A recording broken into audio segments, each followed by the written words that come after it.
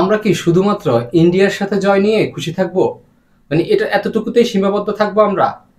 হামজা চমিত আসার মূল মানে যে গন্তব্যটা সেটা থেকে এতটুকু পর্যন্তই? আমাদের গন্তব্য কি, বাংলাদেশ ফুটবলের গন্তব্য কি শুধু ইন্ডিয়াকে হারানো পর্যন্তই? হ্যাঁ, অবশ্যই বাংলাদেশি ফুটবল সমর্থক সকল ধরনের মানুষরা আমরা সবাই ইন্ডিয়াকে হারানোর ফলে অনেক বেশি খুশি এবং আনন্দিত। তবে বাংলাদেশ ফুটবলের মূল গন্তব্য কি এটা? এটা নয়। আমি বলছি তাহলে আমাদের মূল গন্তব্য হচ্ছে এশিয়াতে রাজ করা, এশিয়াতে ফুটবলের রাজত্ব করা এবং ফুটবল বিশ্বকাপে অংশগ্রহণ করা, ফুটবল বিশ্বকাপ খেলা। আমার মনে হয় আমার মতো আপনারও স্বপ্নটাই এটাই।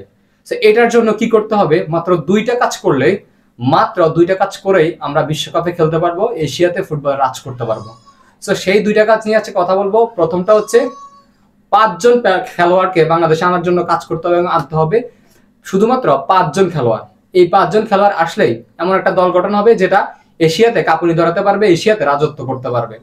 এবং সাথে শেষে আরেকটা জিনিসের কথা বলবো, যেটা করলে আমাদের অবশ্যই আন্তর্জাতিক ফুটবলে এবং ফুটবল বিশ্বকাপ খেলার সম্ভাবনা থাকবে। প্রথমেই বলে নিচ্ছি যে কোন কোন 5 জন ফুটবলার আমাদের দলের জন্য এখন অবশ্যই দরকার এবং আবশ্যক, যারা না হলে হামজা চমিত তাদের মূল খেলাটা বের করতে পারবেন না। হামজা চমিত এখনো তাদের পরিপূর্ণ খেলাটা দিতে পারছেন না, এখনো কিন্তু দিতে পারছেন না। যেটা দিতে পারবেন এখন পর্যন্ত তারা স্ট্রাগল করতেছে। এই যে দেখতেছেন হামজা গোল ঠেকাচ্ছে, হামজা হচ্ছে স্ট্রাইকিং করতেছে, হামজা হচ্ছে ডিফেন্সিং করতেছে, হামজা হচ্ছে গোলকিপারে খেলছেন, সমিত হচ্ছে ছৌ খুঁজে পাচ্ছেন না, সমিতের বলগুলো বুঝছেন না থ্রু বল। এই সবকিছুর জন্য যে 5 জন খেলোয়াড় হলে আমাদের দলটা এশিয়ার মধ্যে একটা ভালো দল হবে, এশিয়ার মধ্যে ফাঙ্গা দেওয়ার মতো একটা দল হবে এবং বিশ্বকাপ খেলার আমরা আশা দেখতে পারি, সেই 5 জন ফুটবলারের নাম বলবো। প্রথমেই যার নাম বলতে চাই সেটা হচ্ছে, আমরা জানি দীর্ঘদিন থেকে বাংলাদেশের এখন পর্যন্ত স্ট্রাইকারের সমস্যার সমাধান, স্ট্রাইকারের মূল সমস্যার সমাধান যদিও বলতেছেন রিসেন্ট টাইমে আমাদের মোরসালিন ভালো খেলছে স্ট্রাইকে, তবে স্ট্রাইকার মোরসালিনের কিন্তু মূল পজিশনে স্ট্রাইকার নয়। তিনি প্রতিদিন ভালো খেলবে না, কিংবা তিনি এখনো সেটার জন্য ছন্দ মানে খুব খুঁজে পাচ্ছেন না। তিনি হচ্ছে অ্যাটাকিং মিডফিল্ডার, তাকে আমি অবশ্যই দলে রাখবো, তবে তিনি সবসময় থাকবেন হামজা চমিতের পাশে অ্যাটাকিং মিডফিল্ডার হিসেবে। তো আমি স্ট্রাইকার হিসেবে এখন যাকে চাচ্ছি তিনি হচ্ছে জায়ান হাকিম, যিনি ছোটবেলা থেকেই হচ্ছে একজন স্ট্রাইকার খেলে আসতেছেন, একদম তার এজ লেভেল থেকে তিনি এখন পর্যন্ত একজন প্রপার স্ট্রাইকার হিসেবে খেলে আসছেন। সাথে তিনি একজন কিন্তু কোচ, আপনারা এটা জানলে অবাক হবেন, তিনি একটা একাডেমির, বাচ্চাদের একাডেমির কোচ হিসেবে দায়িত্ব পালন করছেন। সো তার অভিজ্ঞতার বয়সের দিক থেকে হামজার সেম বয়সের কাছাকাছি বয়স, 27 বছর বয়স, তিনি বর্তমানে বারোল এফসিতে খেলছেন। তার ব্যাপারটা অতুলনীয়, তিনি একজন অসাধারণ ফিনিশার। তার স্কিল এবং গোল নিয়ে অন্য কোনো দিন ভিডিও বানাবো এবং পরপরই ভিডিও বানাবো, আপনারা দেখবেন, সেটা আমার চ্যানেলে সবসময় পেয়ে যাবেন। সেটার জন্য ফলো দিয়ে রাখবেন এবং সাবস্ক্রাইব করে রাখবেন, ফেসবুক পেজটাও ফলো দিয়ে রাখবেন, যাতে সবসময় পেয়ে যান এই যে আমাদের এই বংশোদ্ভূত ফুটবলারদের স্কিলের বা গোলের ভিডিওগুলো। আচ্ছা, এই গেল আমাদের মূল স্ট্রাইকার। তবে আমি আরো 2 জন স্ট্রাইকারকে মানে তাদের অপশনাল হিসেবে রাখতে চাই। এদেরকে মানে এরা তো আসতে চাচ্ছে, এরা তো আসতেছে, এরা কিন্তু অনূর্ধ্ব 23 দলে আসবে। আমি জাতীয় দলের কথা বলছি, অনূর্ধ্ব 23 দলে আরো 2 জনকে ব্যাকআপ হিসেবে রাখা দরকার। সেটা হচ্ছে অবশ্যই বিতোসক সাকমা এবং রোনান সুলিভান। এই 2 জন প্রপার স্ট্রাইকার, তাদের 2 জনকে আমাদেরকে অবশ্যই অনূর্ধ্ব 23 দলের রাডার রাখতে হবে, কারণ স্ট্রাইকার সবসময় অ্যাভেলেবল থাকে না, ইনজুরিতে পড়ে। বেশিরভাগ সময় দেখা যায় ডিফেন্ডাররা স্ট্রাইকারদেরকে অনেক আঘাতপ্রাপ্ত করে, সেটার জন্য আপনার পাইপলাইনে অবশ্যই স্ট্রাইকার থাকতে হবে। তো প্রপার স্ট্রাইকার কিন্তু পাইপলাইনে আমাদের আছে, বিতোসক সাকমাকে এখনই আনতে হবে, রোনান সুলিভানকে। আচ্ছা, এর বাইরে এবার আমরা আসি যে রাইট উইঙ্গার। আমাদের রাইট উইঙ্গারে কিন্তু রাকিব ছাড়া কোনো ভালো অপশন নাই। রাকিব যদি যেদিন ভালো খেলে তাহলে কিছু একটা ভালো হয়, তাও রাকিবের ফিনিশিং স্কিল খুব একটা ভালো না। রাকিব অসাধারণ প্লেয়ার, দুর্দান্ত প্লেয়ার, স্পিড আছে, এনার্জি আছে, ফিজিক্যাল ফিটনেস আছে, কিন্তু রাকিবের জায়গায় আমি অবশ্যই চাইবো ট্রেভর ইসলামকে রাইট উইঙ্গার হিসেবে। যখন ট্রেভর ইসলাম খেলবেন, ট্রেভর ইসলামের মূল পজিশন কিন্তু রাইট উইঙ্গার। সো আপনি হচ্ছে উনি মাঝে মাঝে স্ট্রাইকার হিসেবে খেলে থাকেন, তবে তিনি সবচেয়ে ভালো খেলে থাকেন এবং সবসময় বেশিরভাগ খেলে থাকেন রাইট উইঙ্গে। সো রাইট উইঙ্গে যখন ট্রেভর ইসলামের মতো ফুটবলার থাকবে, তখন আপনি গোল তো মানে কি বলবো, গোল মেশিনে পরিণত হবে জিনিসটা, মানে ম্যাচের পরে ম্যাচ হবে। এবার আসি লেফট উইঙ্গে। আপনি বলবেন যে ফাহমিদুল ইসলাম আছেন আমাদের এখন প্রপার, ফাহমিদুল ইসলাম থেকেও আরো আমাদের উপরে যেতে হলে আরো ভালো ফুটবলার লাগবে। ফাহমিদুল ইসলামকে ছোট করছি না, ফাহমিদুল ইসলাম এখনো ফিনিশিং লেভেলটা একটু কম, দুর্দান্ত স্পিড, ফিজিক্যাল স্ট্রাকচার, তবে তিনি এখনো বয়সে কম। তার থেকেও ভালো একজন লেফট উইঙ্গার লাগবে, সেটার নাম আপনারা বললে নিশ্চয়ই অবাক হবে এবং চাইবেন যে আসলে প্লেয়ারটা আসুক। ফারহান আলী ওয়াহিদ এমন একজন উইঙ্গার, বাংলাদেশের বংশোদ্ভূতের মধ্যে সবচেয়ে বেশি, যিনি যাকে গোল মেশিন বলা হয়।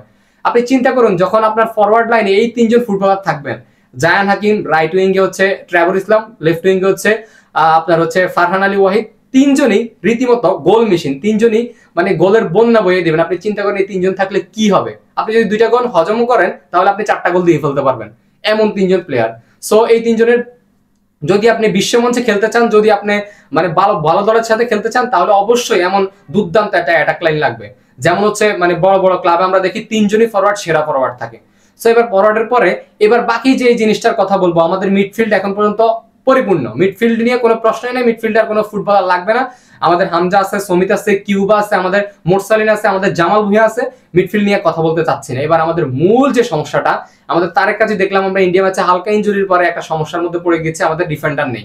সো ডিফেন্ডার মূল দুজন সেন্টার ব্যাক আরো আপনাকে অবশ্যই জাতীয় দলে লাগবে এখনই, এবং সেই দুজন হচ্ছে, একজনের নাম বলবো নিলয় ভ্যান ডার প্লুইগ, একই সাথে যিনি লেফট ব্যাক এবং রাইট ব্যাক হিসেবে খেলতে পারেন। এমন আপনাকে অবশ্যই এমন দুজন ফুটবলার আনতে হবে এখন, মানে ডিফেন্ডার যারা একই সাথে সেন্টার ব্যাকে খেলতে পারে এবং রাইট ব্যাক এবং লেফট ব্যাকে খেলতে পারে। তো সেটার প্রথম নাম হচ্ছে নিলয় ভ্যান ডার প্লুইগ, যিনি অসাধারণ ফুটবলার, যিনি আপনার ডিফেন্ডার থাকলে আপনি নিশ্চিন্তে সামনে অ্যাটাক করতে পারবেন।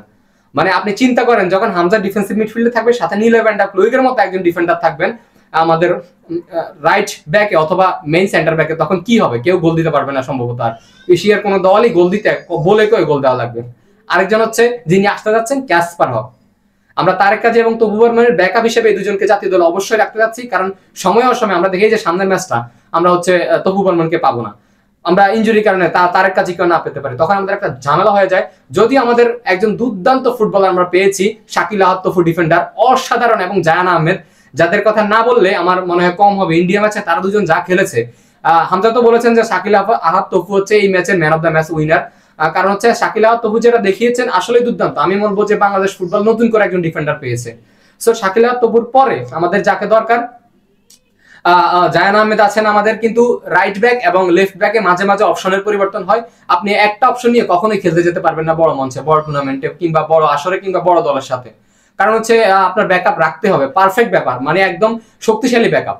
সো সেটার জন্য নিলয় ভ্যান ডার প্লুইগ এবং ক্যাসপার হক, এই 5 জন ফুটবলার হলে আপাতত দৃষ্টিতে আমরা এশিয়ার মধ্যে একটা প্রভাব খাটাতে পারবো, ভালো ভালো দলের সাথে খেলতে পারবো, আপনার মানে একদম দুর্দান্ত যত বড় বড় মানে দল আছে তাদের সাথে পাঙ্গা দিতে পারবো। এবং একটা সময় 2030 কিংবা 34 বিশ্বকাপে আমরা আশা দেখতে পারি যে বাংলাদেশ, ধরেন আপনি এই যে ইন্ডিয়ার সাথে খেলার কারণ, ইন্ডিয়ার সাথে একটা ম্যাচ জিতেছে, বাংলাদেশ 3 র্যাঙ্কিং উপরে চলে গেছে, 183 থেকে 180 তে চলে গিয়েছে। আপনি চিন্তা করুন, যখন এই টিমটা থাকবে, ধরেন কাবান, কুইন, সুলিভানের আশা আমরা আপাতত বাদ দিই, কারণ হচ্ছে কুইন অনেক ভালো পর্যায়ে আছেন, তিনি আসতে যাচ্ছেন না এখন পর্যন্ত, কিন্তু কাবানকে নিয়ে তো স্বপ্নই দেখা যাচ্ছে না। কাবান হচ্ছে তিনি ম্যানচেস্টার সিটিতে খেলতে যাচ্ছেন, ফিলাডেলফিয়ার মানে MLS এর সেরা ফুটবলার, এবং লিওনেল মেসি, আমি একটা ভিডিও বানাবো, লিওনেল মেসি নিজের মুখে কাবান সুলিভানের কথা বলেছেন লামিন ইয়ামালের সাথে, যে এরা হচ্ছে ফুটবলের ভবিষ্যৎ, সেটা নিয়ে একটা ভিডিও নিয়ে আসছে। কিন্তু তাদের আশা বাদ দিয়ে আমরা যেই দলটা গঠন করতে পারি এশিয়াতে প্রভাব খাটানোর জন্য, সেটাই হচ্ছে এই দল, এই 5 জন ফুটবলারকে রাখবে। দ্বিতীয় যে কারণটা প্রথমে বলেছিলাম যে আরো একটা কারণ আছে, সেটা হচ্ছে সিন্ডিকেট ভাঙতে হবে। সিন্ডিকেট ভাঙা ছাড়া আপনি যত ভালো ফুটবলার আনবেন লাভ হবে না। একজন ভালো কোচ, একজন ভালো টিম ম্যানেজার, একজন ভালো টিম প্ল্যানার, একজন সঠিক সভাপতি, সহসভাপতি, সবাইকে নির্ধারণ করতে হবে এবং সবার মধ্যে বন্ডিং থাকতে হবে, তাহলে একটা দল ভালো করতে পারবে। টিমের মধ্যে যদি বন্ডিং না থাকে তাহলে কোনো কিছুই হবে না। সো সবার আগে সিন্ডিকেট ভাঙতে হবে, তারপর এই 5 জন ফুটবলারকে যত তাড়াতাড়ি সম্ভব দেশে আনতে হবে, তাহলে আমরা আশা দেখতে পারি 2030 সালের বিশ্বকাপ এবং 34 সালের বিশ্বকাপ, দুটার একটা। সো আপনিও কি আমার মতো বিশ্বাস করতেছেন কিনা, এবং এই ফুটবলারকে আপনি দরকার মনে করছেন কিনা অবশ্যই কমেন্ট করে জানান, এবং আপনি মনে করেন যে কাকে বাংলাদেশ দল এখন দরকার, এদের মতো কমেন্ট করে জানিয়ে দিতে পারেন। ধন্যবাদ, আজকের ভিডিওটা এতটুকুই, ধন্যবাদ।